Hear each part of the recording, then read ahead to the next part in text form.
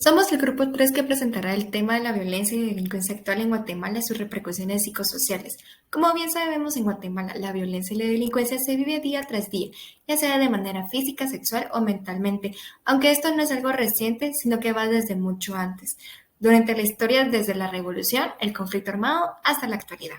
En Guatemala no es de extrañar que las noticias o medios de comunicación informen acerca de robos, ataques armados y delitos que se viven en toda la región, por lo que la violencia y la delincuencia se vea como algo normal en el país.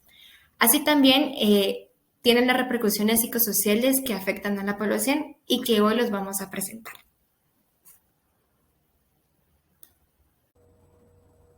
Yo les voy a hablar un poco sobre la definición de violencia y delincuencia.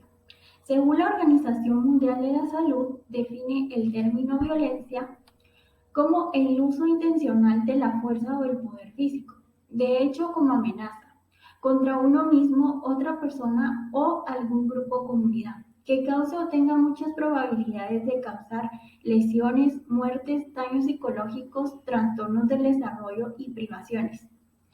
Según la Real Academia Española, define el término delincuencia como el conjunto de delitos, ya en general o referido a un país o época específica. La definición de violencia varía según cada persona, debido a que muchas personas, por crecer en diferentes contextos sociales, ven a la violencia y a la delincuencia como algo normal o del día a día. Y otras personas, según el contexto en el que se desarrollaron, pueden ver a la violencia como algo malo para la sociedad y que afecta a las demás personas. Habiendo aclarado lo que es la delincuencia y la violencia, surge la pregunta de qué tipos hay de cada una. Bueno, si hablamos de violencia, podemos encontrarnos con la violencia psicológica, en la cual se cometen actos violentos que no incluyen el contacto físico, es decir, que solo se busca minimizar, dominar, excluir o manipular a otra persona. Seguiría luego la violencia económica. Esta se da cuando un individuo tiene una dependencia económica sobre otra persona. Esto causa que la persona con el poder económico se aproveche de la persona dependiente. Seguiría luego la violencia física. En esta se agrede directamente al cuerpo de la otra persona, en donde se puede ya sea a golpes o invadiendo el espacio personal. Seguiría luego la violencia familiar. Esta compete a un aspecto más psicológico que físico, ya que se usa la jerarquía familiar para amenazar, para manipular o pues influir de alguna manera en la vida de la otra persona. Seguiría luego la violencia sexual. Esto es cuando se tiene la tentativa, comentarios o insinuaciones no deseadas de carácter sexual ante otra persona. Mientras que si hablamos de la delincuencia, nos podemos encontrar con la delincuencia individual. Esta es el tipo de delincuencia que es perpetrada únicamente por una sola persona, es decir, no es por ningún tipo de organización, sino que es solo una persona haciendo actos delictivos. Seguiría luego la delincuencia organizada, que es donde ya no es una sola persona, sino que es un grupo criminal actuando para pues, cometer actos delictivos. En esta se suelen tener jerarquías o grupos o roles, mejor dicho. Seguiría luego la delincuencia urbana, es decir, son aquellos delitos perpetrados en el contexto de la ciudad. Y la delincuencia circunstancial, que es toda actividad delictiva que se comete sin premeditación y ni planificación, es decir, que es un acto delictivo espontáneo. Vamos a hablar un poco de la historia de Guatemala. Sabemos que Guatemala está situada en Centroamérica y tiene una extensión territorial de 108.889 kilómetros cuadrados. Guatemala ha tenido diferentes grupos que lo han poblado y uno de los más importantes ha sido la civilización maya. Es un país multicultural cuya historia ha estado dividida entre periodos de gobiernos democráticos, periodos de guerra civil y juntas militares. Cada uno de estos periodos en el país ha dejado grandes problemas sociales y emocionales en la población guatemalteca. Por ejemplo, en esta parte se mencionarán dos de estos periodos, los cuales son la Revolución de 1944 y el conflicto armado interno. Además de mencionar uno de los momentos más importantes como lo fue la pandemia en el año 2022. La violencia y delincuencia durante la Revolución de 1944. Guatemala entra al siglo XX con la dictadura del presidente Manuel Estrada Cabrera. entre 1898 y 1920. Debido a que su gobierno es una dictadura, dentro de la población guatemalteca existió inconformidad durante los siglos que pasaron. Se hicieron vistas precarias condiciones de los pequeños y medianos agricultores, y estas se intensificaron con los monopolios de la United Fruit Company, más conocida como UFCO. Jorge Ubico asumió el poder en 1931 después de la dictadura de Manuel Estrada Cabrera. La Revolución de 1944, conocida también como Revolución de Octubre o como el 20 de octubre, fue un movimiento cívico-militar ocurrido en Guatemala.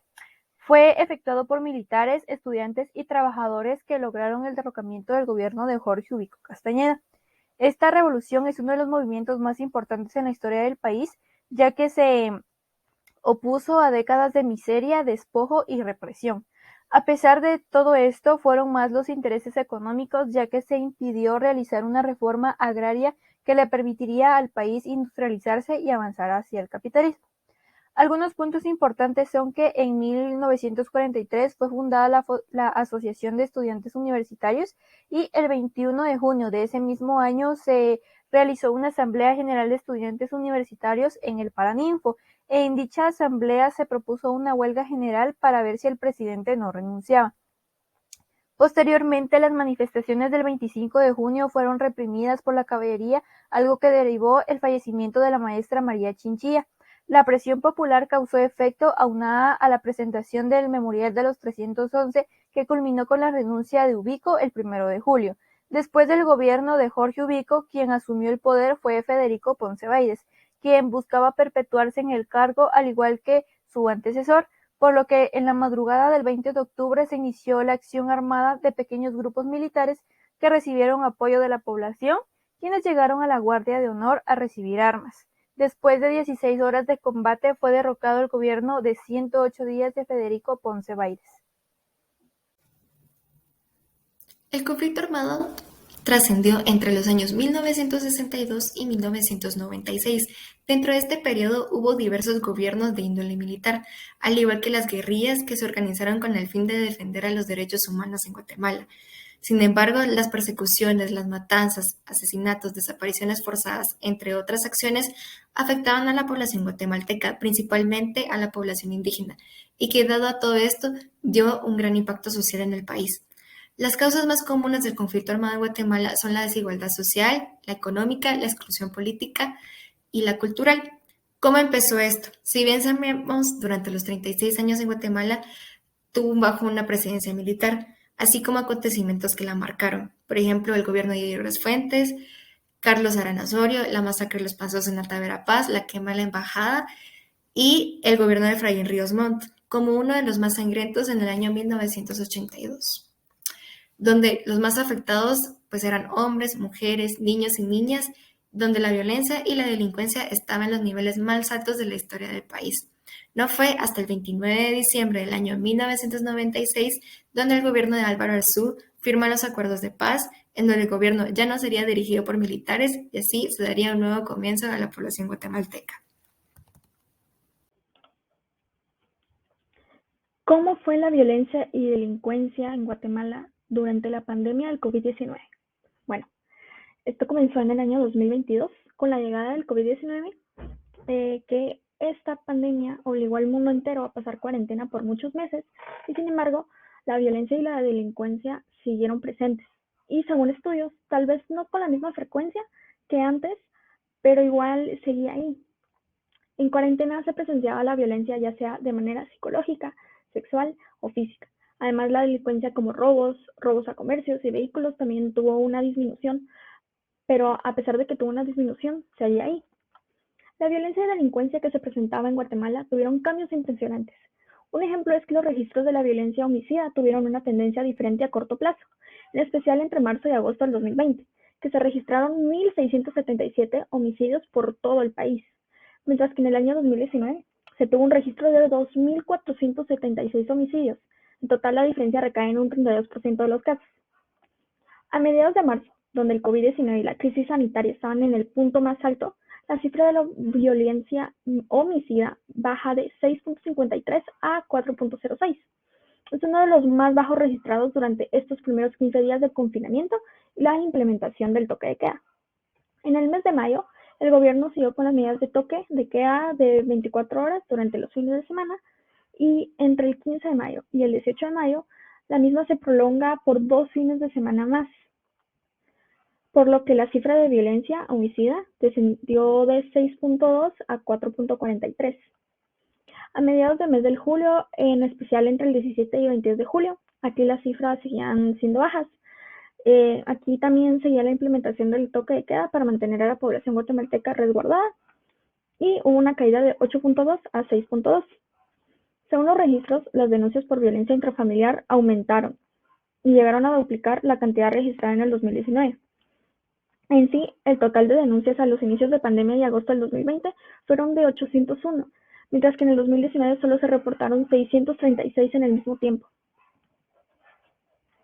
Las denuncias y casos registrados, en especial los de violencia intrafamiliar y violencia sexual, las denuncias las hacía la población a la policía o ente de seguridad con el fin de detener al agresor y tener justicia dentro de la familia. Sin embargo, hubieron dificultades para muchas de las víctimas para enfrentarse y denunciar a sus agresores.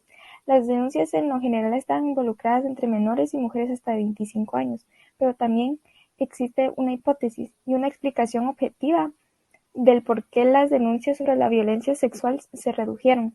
Se explica que a pesar de las restricciones y el confrontamiento de la pandemia, sí habían registros. Sin embargo, las familias o víctimas enfrentan a los agresores de manera más difícil, no solo por el hecho de estar encerrados, sino que el encierro fue una forma de silenciar las denuncias y los casos contra la violencia sexual.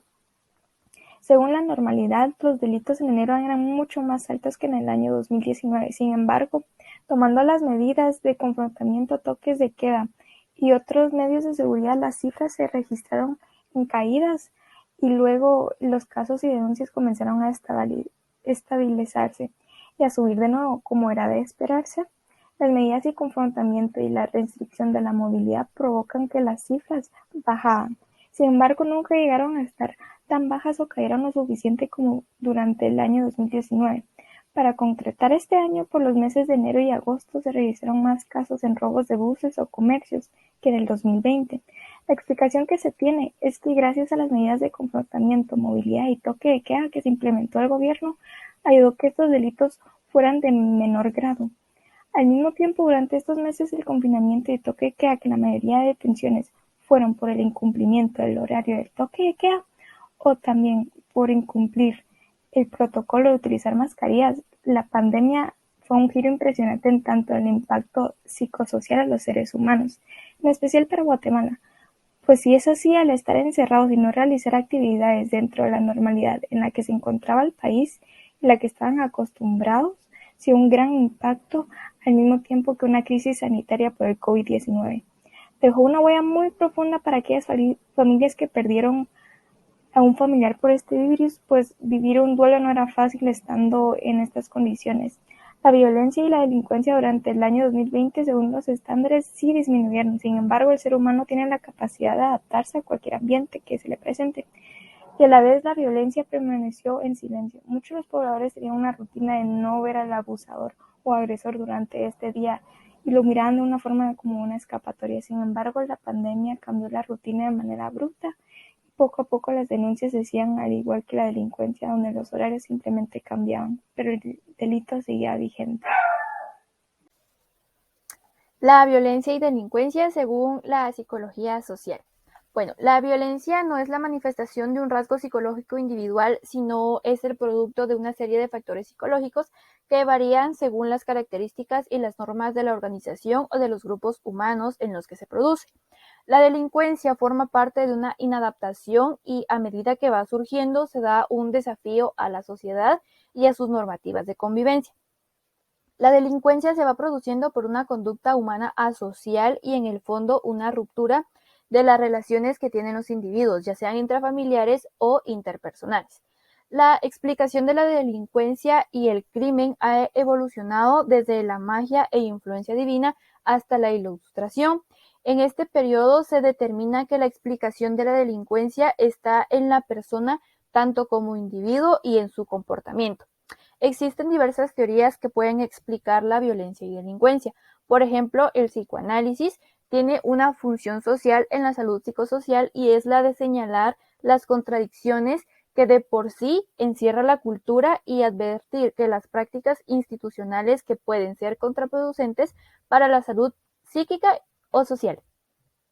Dentro de esta teoría se mencionarán a diferentes precursores como lo son Sigmund Freud, Alfred Adler, Carl Gustav Jung, Theodor Reik, Erik Erikson y John Bowlby. ¿Qué tal? Mucho gusto. Mi nombre es Eva Recinos y hoy vengo a platicarles sobre las teorías psicoanalíticas. Vamos a comenzar con el autor Sigmund Freud, quien, como bien sabemos, Sigmund Freud es el padre del psicoanálisis y es muy conocido por defender los instintos sexuales que poseemos los seres humanos por naturaleza desde nuestro interior. En relación a la violencia, Freud utilizaba métodos como la hipnosis para frenar algunos comportamientos de las personas o bien para provocar algunos en ellas. Al mismo tiempo en que tuvo enfoque en la persona y su interior, se dio cuenta que desde ese acto podía cambiar a la sociedad por medio de las actitudes y acciones que realice cada persona. Si alguna vez existe fijación en alguna etapa de desarrollo psicosexual, podría afectar a cierto plazo. Vamos a continuar hablando de Alfred Adler, quien por medio de la psicología individual demostró que las anomalías que podemos llegar a tener respecto a la inferioridad desde la infancia, al no poseerlas o saberlas, estaríamos acostumbrados a vivir en un nivel de superioridad, provocando muchas veces actos de violencia y delincuencia, donde las personas se sienten superiores a sus víctimas, afectando de gran manera a la sociedad. Continuamos con el autor Carl Gustav Jung, quien él, respecto a su teoría de la personalidad, cuantificó la manera en que los actos que fueron marcados en nuestra historia determinan los actos que podemos llegar a realizar en un futuro, siendo una base de nuestro destino desde el momento de haber vivido en un ambiente de buena armonía en nuestra religión, las costumbres y tradiciones, hasta el momento de haber crecido viendo actos impuros, de delincuencia y heredado conductas antisociales y agresivas. Theodor Reik señala que el acto criminal debe ser la expresión de la tensión mental del individuo, debe surgir de su estado mental y debe constituir la satisfacción prometida a sus necesidades psicológicas. Para Reik existe un instinto que tiene relación con el sentido de culpa que puede tener una persona al transgredir las normas legales. Erik Erikson desarrolló un modelo epigenético basado en las teorías de Freud, en las que un individuo va superando las etapas psicosociales y su resolución satisfactoria es necesaria. Erikson, al abordar temas como la delincuencia, plantea que muchos de estos casos se tratarían de jóvenes que ante una crisis de identidad se pueden identificar con figuras que compartan rasgos propios de delincuencia. John Bowlby, en su teoría del apego, describe el efecto que producen las experiencias tempranas y la relación de la primera figura vincular en el desarrollo de un niño. A través de estas interacciones se construye el comportamiento deseable o adecuado que la sociedad instruye. Cuando existe una alteración en el desarrollo y percepción del niño, dan paso a que se originen comportamientos violentos y en su adolescencia puede ser parte de un entorno delictivo. Acerca de las críticas y consecuencias psicosociales del psicoanálisis, en el corazón del psicoanálisis está la creencia de que todos los seres humanos tenemos pensamientos, sentimientos, deseos y recuerdos inconscientes que vienen desde lo más profundo de nuestro ser a proyectarse por medio de las acciones que realizamos. Al momento de no ser resultados de investigaciones sistemáticas, algunos seguidores de Freud fueron perdiendo credibilidad en ella. Sin poseer alguna validez científica, muchos empezaron a cuestionar acerca de si las teorías eran desarrolladas, si eran ciertas o no, o si eran válidas. Freud afirmó que nuestro desarrollo es formado desde la niñez, en lo que muchos otros autores estuvieron de acuerdo, ya que por medio de las experiencias se deriva nuestra personalidad en la sociedad y se determina el grado de influencia en la sociedad. Las teorías psicologistas no se centran en la psique, sino que se enfocan más que todo en la culpa a la que la persona está expuesta. Aquí se encuentra Hans Eysenck, donde dice que la persona tiene rasgos que lo predisponen a tener sentimientos positivos y negativos hacia la delincuencia. La conciencia moral en la infancia se obtiene por la evitación de las conductas que son indeseadas socialmente. Luego encontramos la conciencia criminal. se formará por medio de un condicionamiento positivo ante las conductas delictivas. Aquí existen superfactores que están presentes en el comportamiento, como el neuroticismo, la extraversión y el psicoticismo.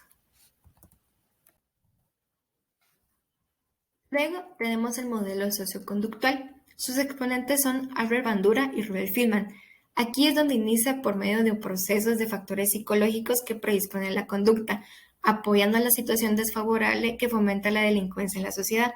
Esta pues va a ser observada y luego va a ser imitada por la persona. Así que la conducta se va a volver vulnerable ante el ambiente o el entorno social en que se encuentra. Aquí existirían los refuerzos vicarios y el castigo. La teoría de Fillman sugiere que el papel del aprendizaje de los individuos se da para dar un cambio duradero en la conducta de la persona, ya que es determinada por el aprendizaje y la experiencia social. La conducta criminal se da por medio de imitación ante un modelo delictivo, cuando éste ya fue observado con intención.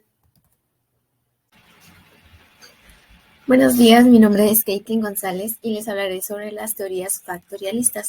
Estas teorías pretenden comprender el comportamiento y la personalidad de las personas, apoyando así a la psicología a entender los comportamientos agresivos o hasta las acciones delictivas.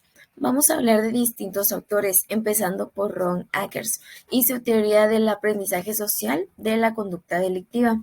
Él pretendía explicar los procesos que permiten el aprendizaje de estas conductas delictivas y algunos de los pilares de su teoría son como la asociación diferencial, las definiciones, el esfuerzo diferencial y la imitación. Para él había cierto equilibrio entre lo que rodeaba a la persona y lo que hacía que actuara de esa manera. El siguiente sería Lawrence Kohlberg. Él propuso que los humanos pasamos por 6 estadios, en los que dependiendo cómo los vamos superando se van a determinar nuestros juicios morales y los valores ante la resolución de dilemas, enmarcando el estadio 4, pues para este autor la manera en la que cada persona puede proteger a la sociedad y al progreso es respetando a la autoridad y conociendo las reglas de lo que es permitido. También Albert Bandura, que él se dio a la tarea de dar explicaciones de cómo los humanos evitan consecuencias de sus actos inmorales e intentan justificarlos. Para Bandura, la violencia se aprende como una conducta, pues en su experimento del muñeco de Bob se expuso a los niños, ¿verdad?, a conductas violentas desde la imitación que se hace a los adultos, ¿verdad?, y ellos imitían dicha acción. Y también, por último, Wertheimer, Kohler y Koffa con la teoría de la gestáltica. Esta teoría indica que la conducta criminal es una estructura que no puede descomponerse. Incluso si pretende ser corregida, las conductas criminales surgen de una serie de comportamientos que aprendemos según esta perspectiva, entonces no es posible modificarla. Y por último, hablaremos de la teoría de la psicología comunitaria, que estudia el comportamiento en sí de las comunidades. Esta es una rama de la psicología que analiza los comportamientos de las comunidades a partir de la influencia de factores sociales y ambientales.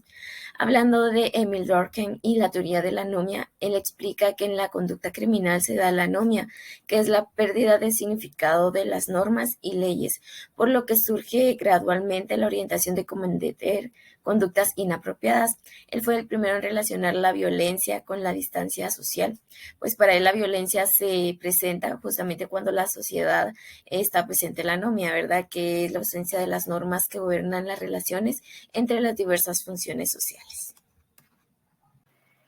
Criminología ambiental. Esta se encarga de estudiar lo criminal no desde la perspectiva del delincuente, pero sí desde la perspectiva del entorno y los factores que juntos crean las oportunidades para que surjan las conductas criminales.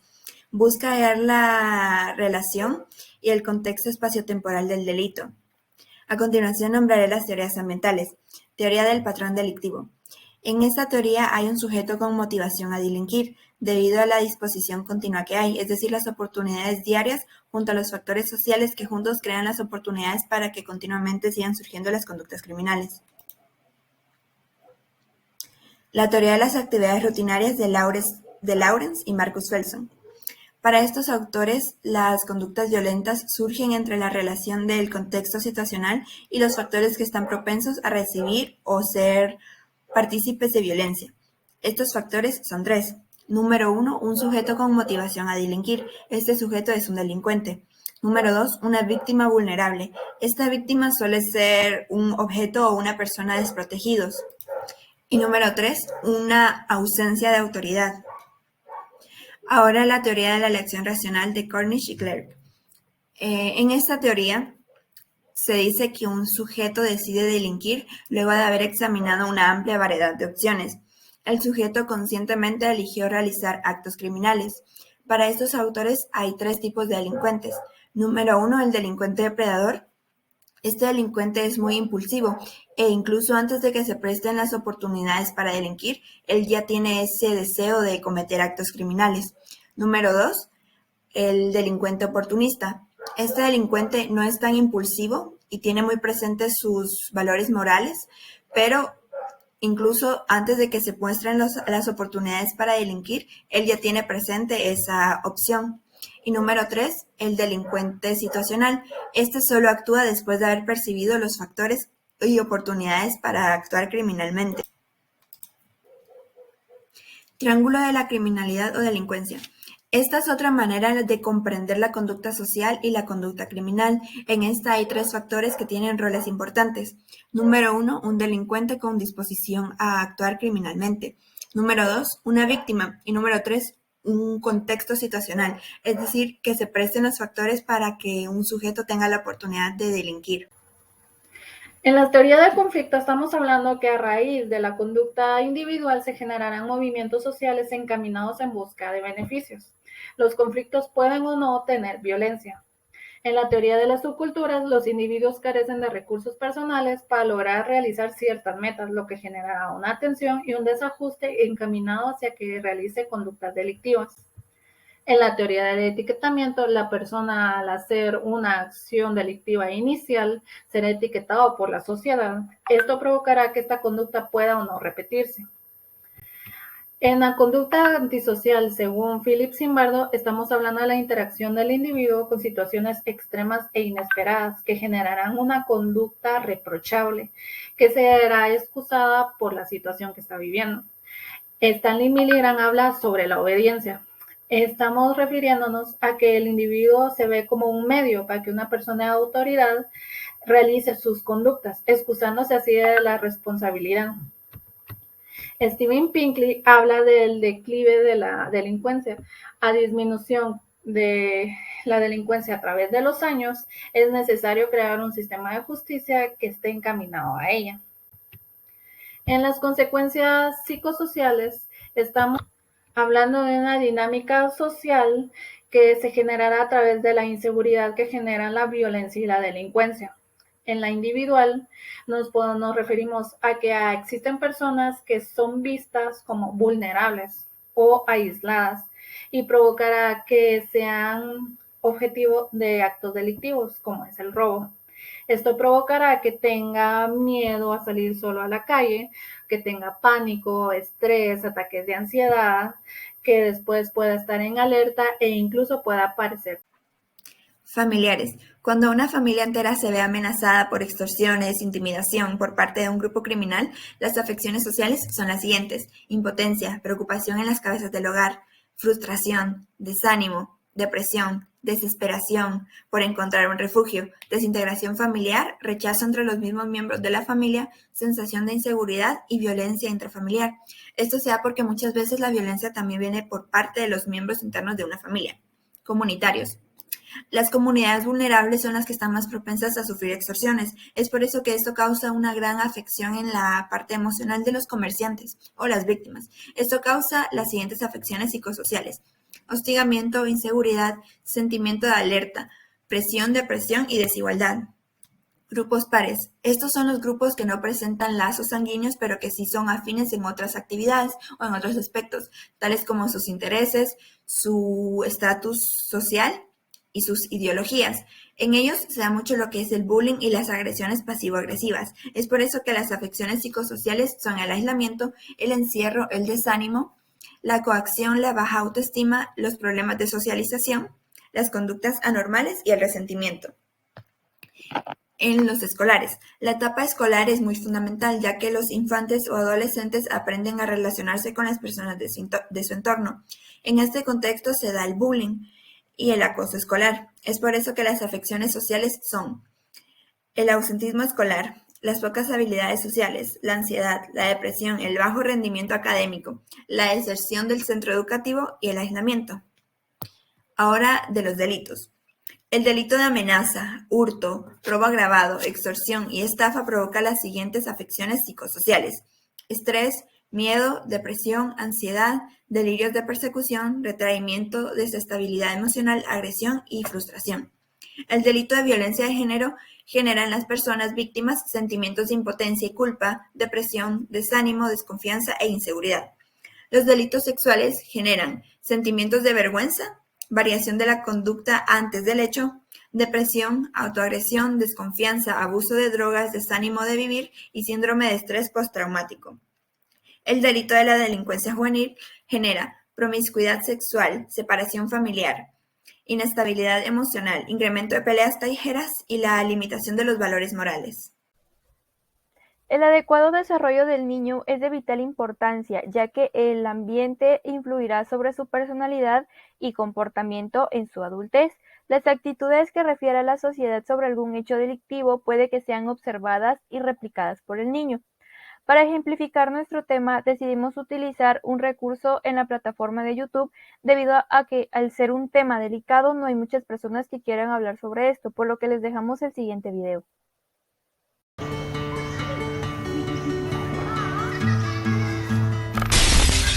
La violencia intrafamiliar es un problema social y de salud pública que vive en nuestra sociedad más de lo que uno imagina. Muchas familias sufren de este mal. Los más grandes se aprovechan de los pequeños para ejercer dominación, opresión o sometimiento. La violencia se reproduce de una persona a otra. Es por eso que si tenemos un padre o madre violenta en casa, probablemente tendremos un hijo o hija violento en la escuela, por ejemplo. La violencia física es la forma más clara de maltrato. Una es el contacto directo con el cuerpo mediante patadas, empujones, pellizcos, tirones de cabello, golpes, cualquier tipo de contacto físico no deseado, y la otra manera es limitar sus movimientos, encerrando a la persona y hasta provocándole lesiones con armas de fuego u otras. La violencia puede causar la muerte. La violencia psicológica o emocional está vinculada a degradar o controlar acciones, creencias y decisiones de una persona por medio de amenazas, críticas, descalificaciones, chantajes, humillaciones o burlas. Los celos, la posesividad y la manipulación también son un tipo de violencia. Obligar a alguien a ser tocado o tener relaciones sexuales cuando no se desea, eso es violencia sexual. Presionar para ver fotografías o videos pornográficos, obligar a que se use o no se use un método anticonceptivo, también es violencia. La violencia económica es cuando el dinero se utiliza como forma de chantaje. Suele expresarse en actuaciones como esconder o quitar el dinero, no ser sinceros en las cuentas que se manejan, también destruir documentos personales, controlar los gastos y no pagar pensiones alimenticias. Según la OMS, el porcentaje de mujeres entre 15 y 49 años que han sufrido violencia física o sexual a lo largo de su vida se sitúa entre el 15% y el 71%. Comúnmente las mujeres sufren violencia por parte de su pareja. El 30% de mujeres de América Latina y el Caribe han vivido violencia sexual o física. En el Ecuador, aproximadamente 7 de cada 10 mujeres han experimentado algún tipo de violencia por parte de su pareja a lo largo de su vida. Pero ¿cómo evitamos la violencia en casa, en la escuela o en nuestros lugares de trabajo? Fomentar desde pequeños el desarrollo de relaciones sanas, estimulantes, saludables entre padres e hijos. Propiciar estilos de comunicación generando mayor independencia, respeto, comprensión mutua y relaciones sociales saludables. Fortalecer la unión entre la familia y la escuela, consideradas las principales fuentes de desarrollo de la personalidad del niño. El trabajar con los más pequeños en el manejo de su ira y las emociones es muy importante. Pero, ¿qué hacer si soy víctima de violencia? Debes acudir por ayuda inmediatamente llamando al 911. Puedes denunciar en la Fiscalía o en la Unidad Especializada en Violencia contra la Mujer y la Familia. Por una Cuenca sin violencia intrafamiliar.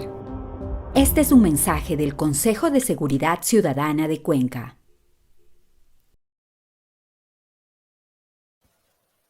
Como observamos en el video, se habla sobre la violencia física, psicológica e intrafamiliar. Con cada una de estas podemos ver cómo se desencadenan abusos hacia una persona. Ejemplo de esto es el maltrato, la dominación y el sometimiento. Podemos decir que la violencia puede llevar a la muerte de la persona que esté pasando por esto, y esta violencia se vincula a degradar y controlar a la persona. Como lo había mencionado, la dominación, opresión y sometimiento que se mencionan durante el video pueden afectar las relaciones de afecto tempranas, importantes para obtener un sentimiento de seguridad y herramientas personales que eviten la influencia de actos delictivos externos por medio de un pensamiento crítico contra las figuras de autoridad dañinas. La cultura delictiva se origina por la tensión que se genera en el niño o el adolescente al no poder obtener un buen estatus o reconocimiento necesario en su familia. La violencia y delincuencia están presentes en toda la historia. Esto influye en la aceptación de la sociedad al normalizar ciertos comportamientos. Entre los principales factores psicosociales de la violencia intrafamiliar está el miedo, los sentimientos de vulnerabilidad, la inseguridad, la desesperación, el desamparo, la tristeza, el odio e incluso la víctima puede llegar a abusar de sustancias como lo es el alcohol. Índices actuales de violencia y delincuencia en Guatemala. La violencia en Guatemala no es una simple cadena de hechos puramente violentos, sino que también es un síndrome político, social, cultural, antropológico, psicológico y discursivo, además que es fundamentalmente histórico. A pesar de tener varios factores, los hechos violentos son los que predominan en nuestro país. Guatemala ha registrado un aumento del 9.9% en homicidios durante el semestre de 2022, en comparación con el mismo periodo del año anterior. De los 22 departamentos del país, Guatemala es donde ocurre la mayor cantidad de muertes, y dentro de este perímetro cada año ocurren en promedio el 38% de los homicidios a nivel nacional, según estadísticas de la PNC recabada por Diálogos, una organización que monitorea el comportamiento de la violencia en el país. Según el Instituto Nacional de Ciencias Forenses, entre enero y junio de este año fueron asesinadas 2.119 personas, a diferencia del año 2021, que durante el primer semestre fueron 1.927 las víctimas por violencia. Esto implica un aumento del 9.9% en lo que va de este año. En resumen, se puede decir que han sido asesinadas 192 personas más que en el año 2021. Índices actuales de la violencia y delincuencia en Guatemala. La violencia por varios siglos ha sido mucho más que la delincuencia, ya que la violencia es la matriz principal histórica en la que la sociedad guatemalteca ha estado sumergida durante mucho tiempo. Se sabe que esta misma y sus manifestaciones, que pueden ser diversas, destruyen la confianza e impactan negativamente a una comunidad. Hay muchos factores que pueden influir para que exista la violencia en un país, en este caso Guatemala. Tal es el caso de los factores individuales, familiares de la comunidad o etc. En esta primera gráfica, en el 2021, se puede observar cómo hubo casi 17 homicidios por cada 100.000 habitantes en Guatemala, frente a una tasa de homicidios alrededor de 15 el año anterior. La tasa de homicidios en Guatemala ha ido disminuyendo de manera constante desde el 2014, cuando superó las 30 víctimas por cada 100.000 habitantes. En la segunda gráfica podemos observar que la tasa interanual nacional para ambos sexos en el mes de enero del 2022 fue de 16.4 homicidios por cada 100.000 habitantes. Esto representa un cambio de 8.3% en comparación a la tasa de un año antes. Pero para las mujeres la tasa interanual fue de 4.5 homicidios por cada 100.000 mujeres. Cambió al 7.6% en comparación al año anterior. Y para los hombres la tasa interanual fue de 29.2, que el cambio fue de 8.5%. Yo les voy a hablar un poco sobre las organizaciones que brindan ayuda a las víctimas de violencia y delincuencia en Guatemala. Como primer punto tenemos el Centro de Apoyo Integral para Mujeres Sobrevivientes de Violencia. Este brinda servicios de atención inicial, asesoría legal, apoyo psicológico, albergue temporal, apoyo social y también cuenta con grupos de apoyo para mujeres que sufren o han sufrido de violencia. Como siguiente tenemos el proyecto InfoSegura del Programa de las Naciones Unidas para el Desarrollo. Este cuenta con una campaña para prevenir la violencia contra mujeres durante la pandemia COVID-19. Como siguiente tenemos el Ministerio Público, cuenta con una página que brinda información para las víctimas que están sufriendo actos de violencia y delincuencia para que sepan cómo denunciar. También cuenta con una serie de organizaciones a las cuales se pueden abocar si están sufriendo estos hechos. Está la Procuraduría de la Niñez y Adolescencia, la cual se centra en la protección y restitución de los derechos de los niños y los adolescentes. Como último está la Defensoría de la Mujer Indígena, la cual da atención a mujeres víctimas de violencia por medio de acceso a la justicia y a la defensoría de sus derechos. Ahora se va a platicar sobre las conclusiones. La primera conclusión a la que llegamos como grupo es que la connotación que se le asigna a los términos de violencia y delincuencia varía según cada individuo, debido a que cada persona se desarrolló en un contexto social diferente con valores y principios distintos. Para muchas personas en Guatemala ven la violencia y delincuencia como actividades que son normalizadas por su contexto social, y para otras personas estos actos son vistos como perjudiciales para los individuos que conviven en la sociedad. La segunda conclusión es que el aislamiento durante la pandemia COVID-19 afectó grandemente la violencia y delincuencia en Guatemala. La delincuencia y los actos violentos en las calles disminuyeron, pero aumentaron notablemente los casos de violencia intrafamiliar.